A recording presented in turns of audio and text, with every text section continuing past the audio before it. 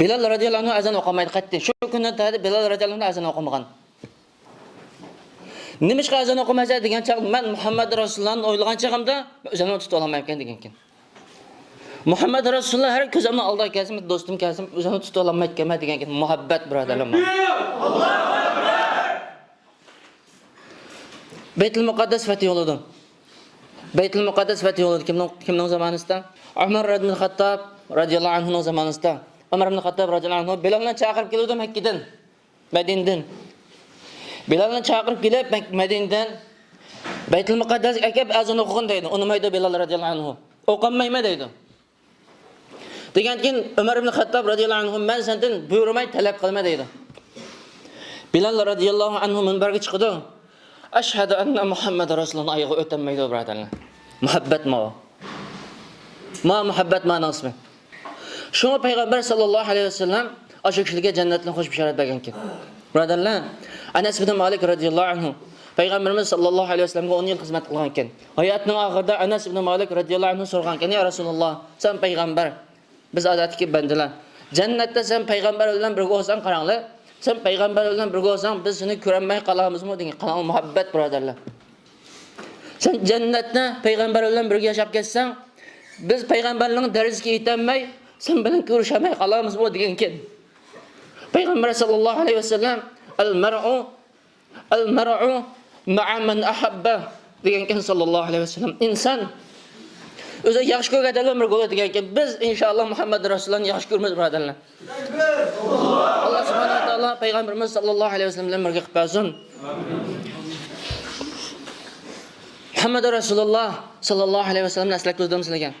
Payg'ambarimiz sallallohu alayhi vasallam Oysha onamiz hayotning oxirida payg'ambarimiz alayhisolatu vasallam hayotning oxirida Oysha onamiz radhiyallohu anha ning quchog'ida beshi payg'ambarimizning Oysha onamizning quchog'ida edi. Payg'ambar sallallohu alayhi vasallam deydi. Payg'ambar sallallohu alayhi vasallamning og'zi midrabda nima deganligini o'qimadim. Nima deganto deb quloqimni yaqin akaldim deydi. Nima deganto deb quloqimni yaqin akasam ummati deb turibdi deydi. Birodarlar, Muhammad Rasululloh sallallohu alayhi vasallam bizning payg'ambarimiz. Biz shu zotning agashkilari birodarlar. Biz shu zotning varislari inshaalloh. Biz shu zotning sunnatini ahyo qilamiz deb yashayotimiz azizlar qarindoshlar. Biz shu zot uchun onamiz, dadamiz fido bo'lsin, jonimiz sang fido bo'lsin ya Rasululloh deb ketyapmiz birodarlar. Alloh subhanahu va taolo sodiq qilsin. Alloh subhanahu va taolo sodiq qilsin. Bizning payg'ambarimiz mana bu. Biz o'sha payg'ambarning ummatini unutib qolmaylik. Ben aslatay dedim.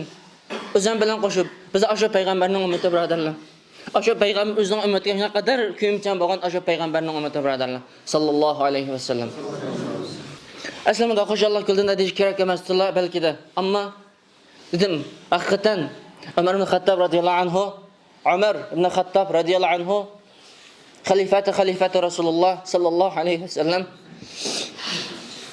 salih kishining sahih bo'lmagan bo'lsa-da, Alloh taoloning yo'lida jihad bo'lmagan bo'lsa-da, kechilik namoz bo'lmagan bo'lsa, 3 ta namoz bo'lmagan bo'lsa-da, Muhammad Rasulullohni aylab yashnag'inimizdan bizga, ya'ni asli bizga suyumlikdir deydi.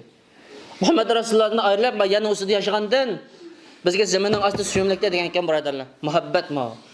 Shu birodarlar biz payg'ambarimiz alayhisolatu vasallamga bo'lgan muhabbatimiz har doim payg'ambarimizning sunnatiga ergashish bilan, payg'ambarimizning boshqa tarafdan sal qarab qolgan sunnatlarni ahyo qilish bilan, payg'ambarimiz sallallohu alayhi vasallamning sunnatlarini muqaddas bilish bilan, payg'ambarimiz sallallohu alayhi vasallamning har bir so'zini muqaddas bilish bilan, bejandil bejirish bilan va o'zimizni har doim Muhammad Rasululloh sallallohu alayhi vasallam va zotning sharaf uchun fido qilish bilan va sunnatlar uchun fido qilish bilan bo'ladi azizlar qarindoshlar. Alloh subhanahu va taolo shuni yetkazsin.